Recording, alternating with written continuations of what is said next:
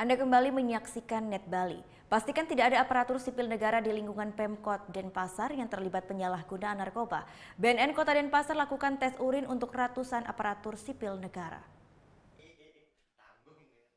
Ratusan pegawai di lingkungan pemerintah Kota Denpasar Rabu siang jalani tes urin. Tes urin ini wajib diikuti oleh semua aparatur sipil negara, guna mencegah adanya penyalahgunaan narkotika dan obat-obatan terlarang. Pelaksanaan tes urin kali ini berlangsung di kantor Wali Kota Denpasar, setelah sebelumnya dilaksanakan di Gedung Suwaka Dharma.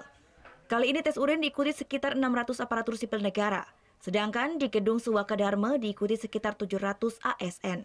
Ini merupakan yang kedua kalinya digelar setelah sebelumnya dilaksanakan pada tahun 2017. Itu wajib karena kami menganggarkan bertahap. Setiap tahun kami terus meningkat. Di tahun ini 1.549 tes, jadi tahun depan juga kami terus meningkat gitu, tapi wajib bagi ASN. Sementara PLT Kepala Seksi Pencegahan dan Pemberdayaan Masyarakat BNN Kota Denpasar, Sylvia Yunita Ningrum menjelaskan, tes ini bersifat mendadak karena memang permintaan dari Dinas Kesehatan Kota Denpasar.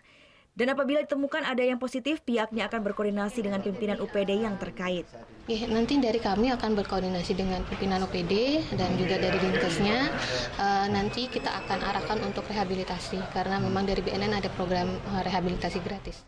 Dari hasil tes urin kali ini, semua hasilnya dinyatakan negatif dari kandungan bahan-bahan narkotika. Surya Sanjaya melaporkan untuk Net.